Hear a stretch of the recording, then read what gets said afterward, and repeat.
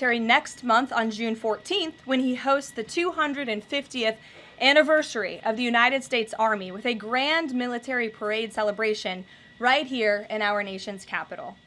President Trump will be joined by veterans, active duty troops, wounded warriors, Gold Star families, and patriotic Americans from across the country to celebrate our heroes who have kept us safe. Tickets for the parade and the celebration are available through the America 250 Commission's event registration portal. It will be a truly historic and special day for our country. After the parade, President Trump will travel to the G7 Leaders Summit in Canada from June 15th through the 17th. We will be sending an additional logistics information out after the briefing. Last night, Republicans in the House passed the One Big Beautiful Bill Act, the most significant piece of legislation in years. There were a lot of good faith negotiations in the Republican conference leading up to the final passage, but as always, President Trump came in at the end to bring all sides together and get this deal done. This One Big Beautiful Bill will implement President Trump's Make America Great Again agenda by delivering the largest tax cut in American history for middle-class families, the working class, and small businesses. The One Big Beautiful Bill fulfills President Trump's promises of no tax on tips, which was applauded today by the CEO of Uber, no tax on overtime, a Made in America auto tax break, Trump savings accounts for newborn babies, and substantial tax cuts for our amazing seniors' Social Security benefits. The One Big Beautiful Bill will permanently secure the border by delivering the largest border security investment in history, funding at least 1 million annual removals of illegal aliens to carry out the largest deportation campaign ever, finishing the Trump border wall, and giving pay raises and bonuses for our incredible ICE and Border Patrol agents. The One Big Beautiful Bill protects the Medicaid program and its benefits for the most vulnerable Americans that the program was designed for by kicking off 1.4 million illegal aliens from receiving benefits and implementing common sense work requirements for able-bodied Americans. The One Big Beautiful Bill also helps get our fiscal house in order by carrying out the largest deficit reduction in nearly 30 years with $1.6 trillion in mandatory savings. Every single Democrat in the House of Representatives who voted against all of these common sense and massively popular policies, the Democrat Party has never been more radical and out of touch with the needs of the American people. The One Big Beautiful Bill is the final missing piece toward ushering the golden age of America. The Senate should pass this as quickly as possible and send it to President Trump's desk for a final signature. After today's briefing, President Trump will hold a Make America Healthy Again event alongside Secretary Kennedy and several other cabinet secretaries to unveil the MAHA Commission report. President Trump wants every child in America to grow up and to live a long and healthy life. That's why he's working alongside Secretary Kennedy to end the chronic disease epidemic to keep our children healthy, safe, and disease-free. The MAHA Commission report is a historic assessment, the first of its kind by any presidential administration, of current evidence and research about the health crisis affecting America's children. This report is a review of pre-existing research to comprehensively assess what we understand about our health problems and what we don't understand, and how we can find those answers. All of the findings will be based on the gold standard of science. And I think I speak for all MAHA moms across the country when I say we look forward to the president's event and remarks later this afternoon. And as we head into the Memorial Day weekend, a quick update on gas prices. According to the fuel savings platform Gas Buddy, the national average price of gasoline is expected to be $3.08 on Memorial Day. We expect that to continue to decline because of the president's energy policies.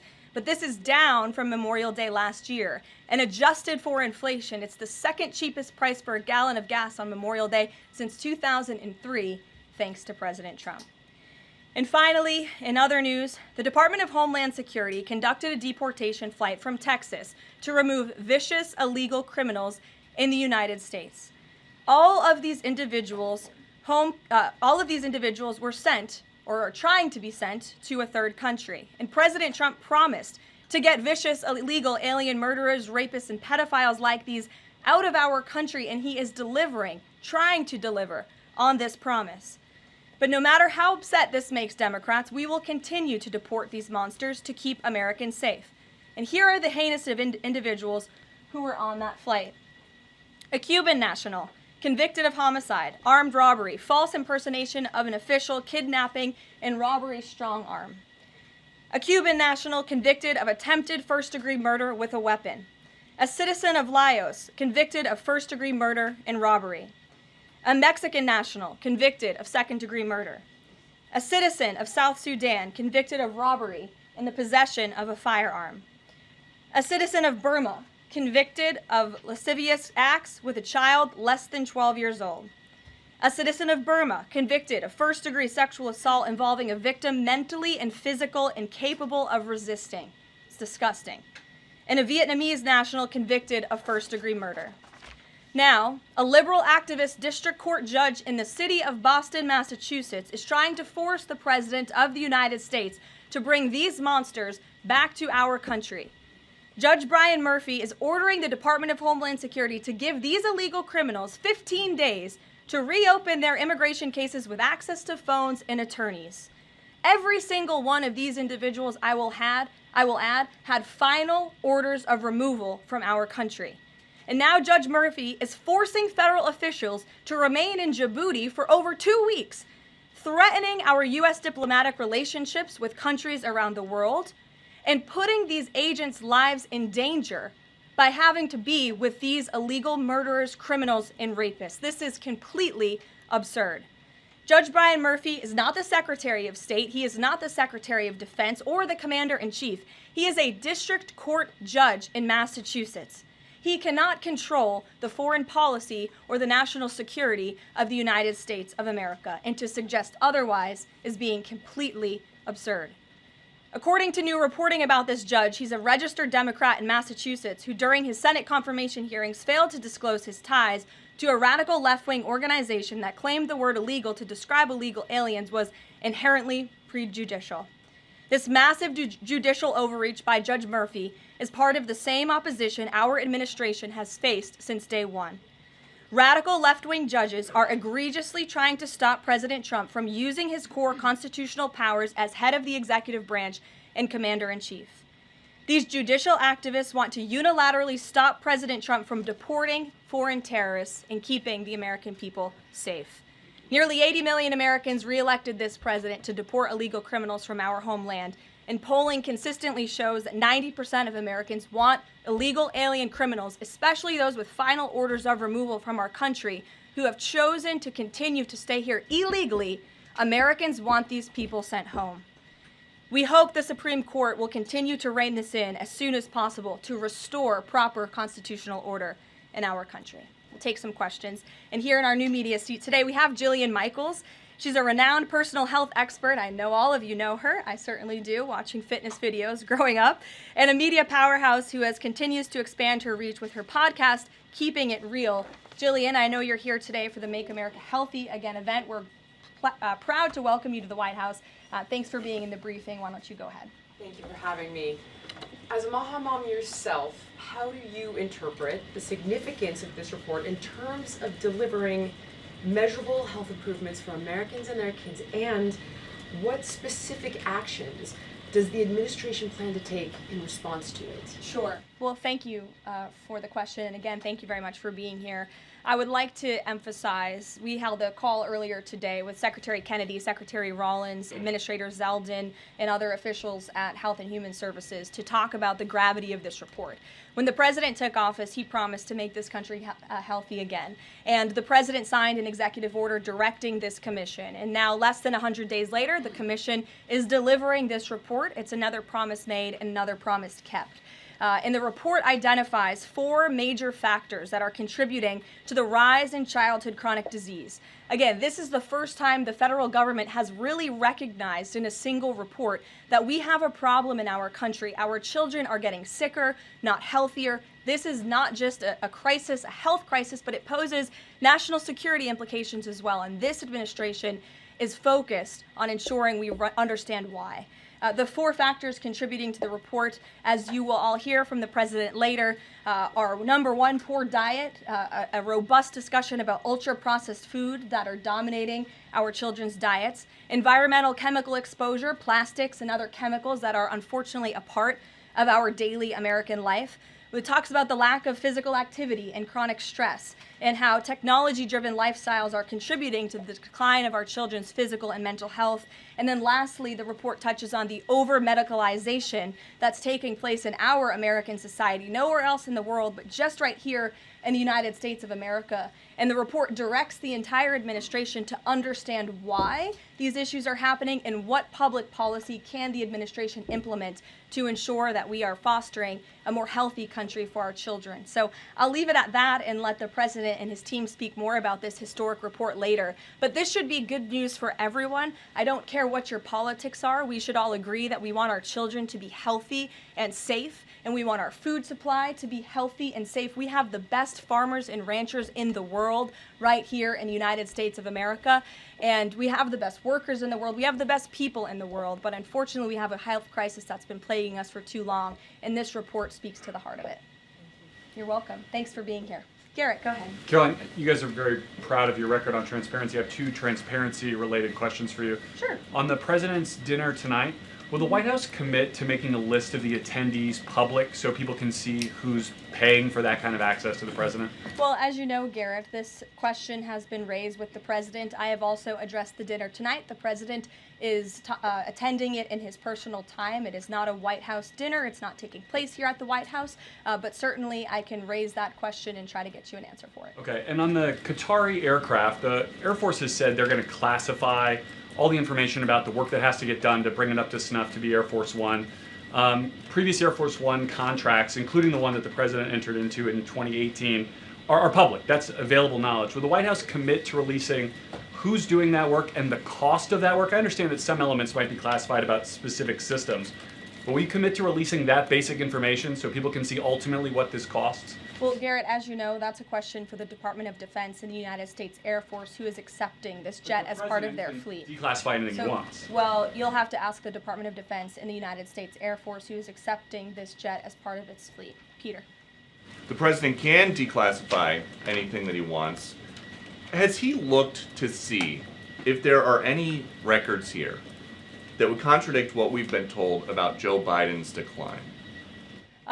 He has not directed anyone, to my knowledge, to look into that, but surely I can ask him if he intends to. I think the president has spoken on this pretty extensively, and I have spoken about it extensively from this podium as well, how it was truly one of the worst political scandals this country has ever seen, that the previous administration covered up the decline in the former president's mental and physical ability. And it's now all coming out, but the American people knew the truth, and that's one of the many reasons why President Trump won the election on November 5th. And President Trump says that he basically thinks unelected Biden staffers concealed his decline so that they could use the levers of power for their own personal gain. Well, look, that's not just the president thinking that, Peter. There's a new book out. I don't know if any of you have heard about it. Again, a little bit too late, because the American people knew the truth on this from the very beginning. And there were reporters in this room, including some from your network, Peter, I'll give you a little bit of credit here,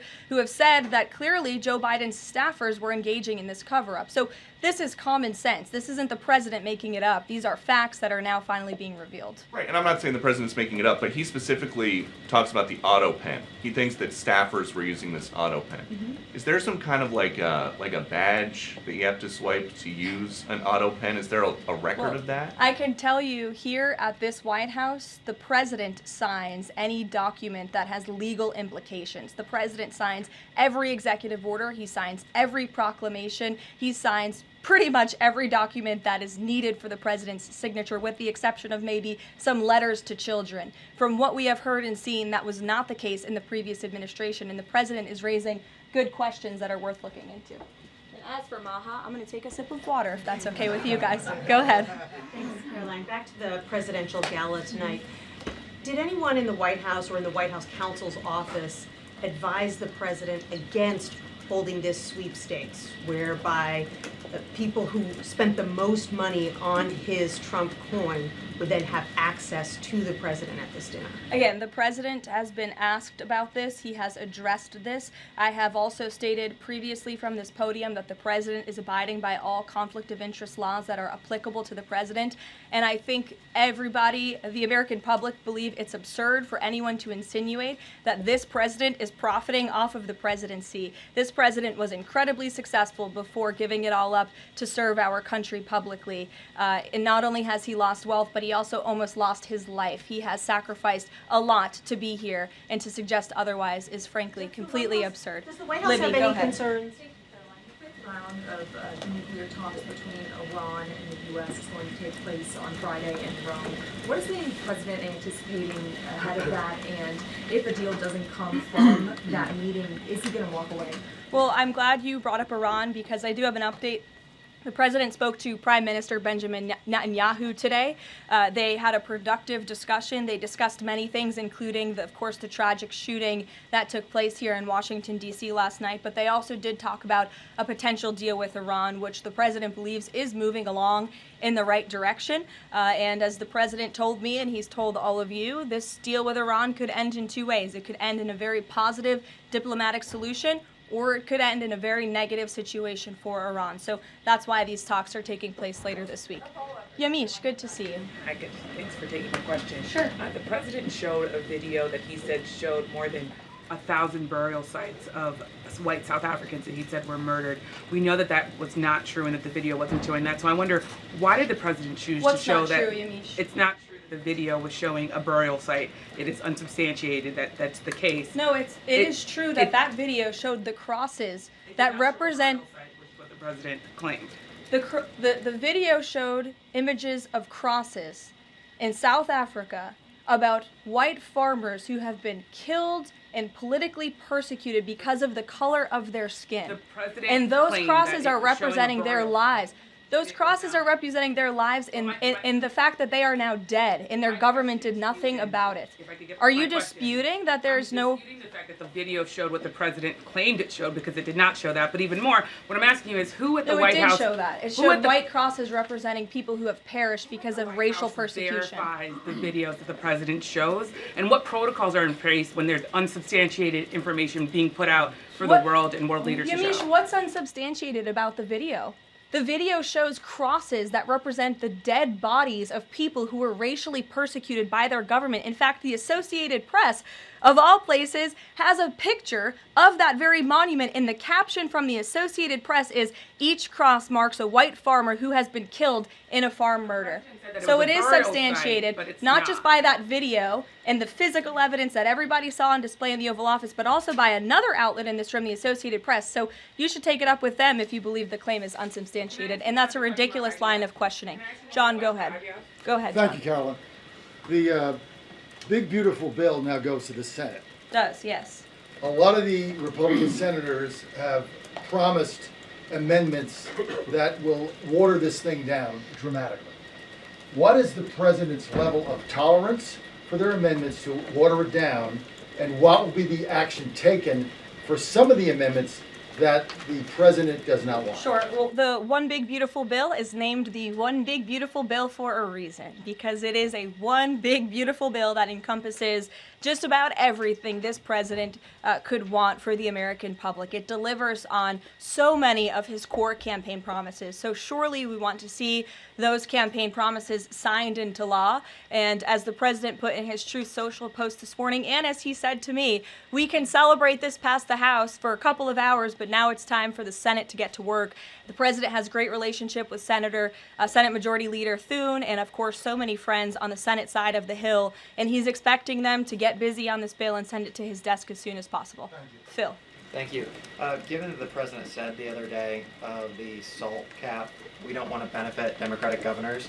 If the Senate was to reduce that SALT cap or make any type of changes, would he support that, or is this a situation where done is beautiful and he just wants to pass it? Well, look, it's a hypothetical question, obviously. Negotiations. Well, correct, and the bill passed, didn't it? So now it's off to the Senate where additional negotiations will take place, and we'll see how it goes. Michael. Caroline, two questions on the beautiful bill. One of the campaign promises from President Trump was no tax on Social Security. Now, due to congressional rules, that wasn't able to be included in this bill. How does the president plan to follow through on that campaign promise? Well, this bill did address taxes for our seniors. It actually allows them to take off significant money from their Social Security payments, get more money back, I should say, put more money in their pockets for various reasons. So this bill delivers on that promise. That's the view of the White House. Secondly, you had two Republicans last night that voted against this bill, Congressman Massey and Davidson. Does the president think that they should be primaried? I believe he does, and I don't think he likes to see grandstanders in Congress. What's the alternative? I would ask those members of Congress. Did they want to see a tax hike? Did they want to see our country go bankrupt? That's the alternative by them trying to vote no. And the president believes the Republican Party needs to be unified, and the vast majority of Republicans clearly are and are listening to the president. They are trusting in President Trump, as they should, because there's a reason he's sitting in this Oval Office. It's because he's the unequivocal leader of the Republican Party. Not just a president for Republicans, but all Americans. The president's approval rating is at an all-time high right now, and it's because he knows how to deliver. And Republicans like Thomas Massey and others should take note. Stephen. Thank you, Caroline. Building on the question about Social Security, the bill includes the president's promises to address taxes on tips and overtime. Could you say his feelings about the income cap? Is he satisfied where that landed? And also on a different matter, could you comment on the investigation that the Justice Department has into Andrew Cuomo? As for the first question, the president is clearly satisfied where the bill landed because it passed. Again, now it has to go to the Senate, so changes could certainly be made. As for your second question, I would defer you to the Department of Justice. Christian. Yeah, thanks, Caroline. Can you explain the decision to totally shake up FEMA leadership just a week before hurricane season? You'd have to ask the Department of Homeland Security in terms of leadership, but certainly the administration, and I know the National Security Council here at the White House is monitoring storms and natural disasters that are happening across the country at all times. We're briefed on those. The administration is briefed on those, and Secretary Noem is leading that effort for sure. Switching gears, Caroline. Yeah, just following up on Warren Davidson, I wanted to read you his quote that he posted online. While I love many things in the bill, promising someone else will cut spending in the future does not cut spending. Deficits do matter, and this bill grows them. Why should that get a Republican primary? This bill saves $1.6 trillion for the American taxpayer. It saves more than any bill that has ever passed Capitol Hill has. In fact, by double. The next bill saved $800 billion. This bill saves $1.6 trillion. So this is a very good bill for the American people, the American taxpayer. And I believe, as an outlet put it with a headline this morning, it might have been Politico actually, they wrote that the American people are going to be flush with cash when this thing is signed into law. And that's a good thing for American taxpayers. Sure, go ahead.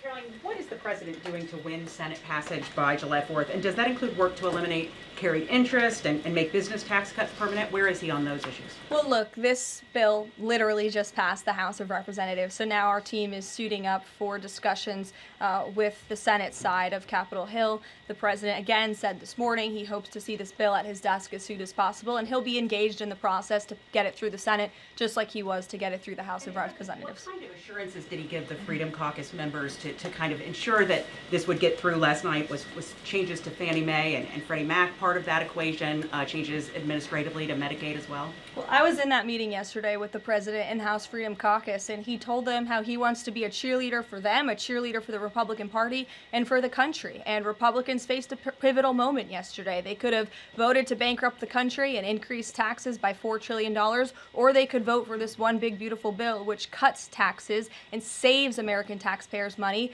And he put that proposition before them, and clearly they heeded the call because the bill passed last night. Sure. Caroline, so on the or this morning, rather. Every day is going into the next. Go ahead. The Netanyahu call. Just curious, did the president raise the flow of aid into Gaza? Is he happy with where that situation is right now? Not to my knowledge, but I can certainly go back and check. And then, did you have any reaction to the Supreme Court's ruling about the religious charter school today, as well as Justice Coney Barrett's decision to recuse herself? We'll get you an answer on that case specifically. Sure. You mentioned the president has a good relationship with Leader Thune. Has he talked to him specifically about the plan to get this through the Senate? Does he plan, or is he going to reach out to Republicans who have voiced concerns? Not to my knowledge has he spoken to Leader Thune this morning. He very well could have. I just wasn't briefed on that call. We can go back and check for you. The president did speak to Prime Minister Netanyahu this morning. He also had a call with President Sheinbaum this morning. He was receiving his intelligence briefing. He's been very busy all morning. But again, he certainly intends to remain active and engaged in these negotiations with the United States Senate to get this bill done. And just following up on the dinner tonight, you mentioned this is not a White House dinner, but the president is always the president, and the Trump family is making money off of this. So can you just explain, how is this not the president using the office to enrich himself? All of the president's assets are in a blind trust, which is managed by his children, and I would argue one of the many reasons that the American people reelected this president back to this office is because he was a very successful businessman before giving it up to publicly serve our country. Reagan. Thanks, Caroline. Last week, the president told Brett Baer that he trusts his people, but thinks that the official narrative on his assassination attempts are, quote, a little bit odd. FBI Deputy Director Dan Bongino said days later that there's no conspiracy to find, and as he put it, quote, the there that you're looking for is not there. My question is the president personally satisfied with the investigations into the attempts on his life?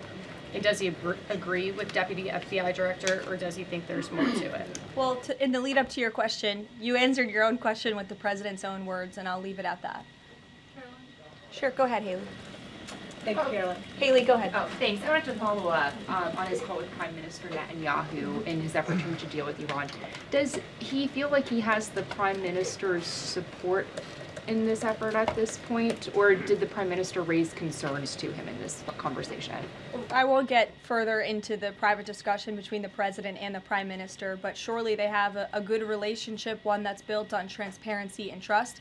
And the president has made it very clear to not just Prime Minister Netanyahu, but also the world, that he wants to see a deal with Iran struck, if one can be struck. He does not want to have to take the latter option, the more severe and negative option. He wants to see a deal. The president is a deal maker, and he believes strongly in diplomacy, and he's made that clear to the prime minister, but also to all of you and, frankly, the rest of the world. Mary. Thank you, Caroline. Two questions, one on the terror attack last night and then another on the big, beautiful bill. Do you or President Trump have a message to politicians like Ilhan Omar, who only this morning explicitly avoided condemning this act of terror? It's despicable. And frankly, we have seen a rise in anti-Semitic protests, of pro-Hamas protests, of terrorist sympathizers. We saw them on our college campuses, and we've seen the Democrat Party turn a blind eye and in some cases actually embrace such anti-Semitic illegal behavior. And that's why this administration has done more than any administration in history to crack down on anti-Semitism. As you know, in January, when the president took office, he signed a new executive order to combat anti-Semitism. He created a commission focused on doing just that. The Justice Department announced their task force as well. The Secretary of State, Marco Rubio, has revoked thousands of student visas from campuses where these pro-Hamas terrorist campus agitators and violent protests took place. And we've also withheld funding from those very campuses as well in an effort to combat anti-Semitism. So the president's made it very clear that such hatred will have no place in our country. Thank you. And then on the big, beautiful bill, I know there's a provision in the House included that defunds Planned Parenthood, not only because of the fact that it's the nation's largest abortion provider, but also because it's, I think, the biggest distributor of transgender hormones right now, even to minors, according to Live Action. So is the president committed to making sure that provision stays in the Senate? The president has maintained a very clear commitment to ensuring that this administration and the American people's tax dollars are not funding any institution. That includes hospital systems that are funding the chemical castration and mutilation of children. We're not going to tolerate taxpayer dollars going to such efforts. Sure. Thanks, Caroline. You mentioned at the top of the briefing that the migrants were to be sent to a third country. I was just wondering, could you share any more on, which countries the administration has struck these agreements with, and what that agreement with South Sudan specifically looks like? Well, first of all, I won't litigate foreign policy from the podium, but what I will reiterate is the absurdity of this ruling from a district court judge in Boston who is just creating new immigration laws out of thin air. This administration, let me be very clear, because there have been a lot of fake headlines about this deportation flight over the last 2 days. This administration has complied with all court orders. And the individuals whose names I just revealed and whose criminal histories I just spoke of that are on this flight, every single one of them had a final order of removal from our country. In fact, one of these violent illegal criminals had a final order of removal given to him in 1999. It's 2 years after I was born. This individual, this criminal, has been living in our country for an entire generation. And now we have a district court judge who is trying to tell the president and the Secretary of State and the Secretary of Homeland Security that an illegal criminal murderer who's been hiding in the shadows in our country for nearly 30 years cannot be deported from United States soil. That not only is undermining our entire immigration system, but it is also undermining our diplomatic negotiations with countries around the world. How are countries on this earth supposed to trust the United States government in these good faith diplomatic negotiations when these countries accept these repatriation flights? How are they supposed to trust us if we have radical district court judges who are going to say, no, you can't do that? And now these illegal criminal murderers and rapists have to sit in Djibouti with our ICE agents who now have to sit there for more than 2 weeks without the proper resources. This judge is not only undermining our immigration system, undermining our foreign policy and our national security, but this judge is undermining the safety of the ICE agents who are putting their lives on the line to remove this list of illegal criminal terrorists. It's truly despicable what's happening in our court system, and the president and this administration hope that the Supreme Court will do what it needs to do to rein in these liberal activist judges. And the Supreme Court has already said it is well within the president's purview to dictate foreign policy, and a radical district court judge should not be getting in the way of that. We'll see you all later at the Maha event. Thank you. Thanks, Karoline.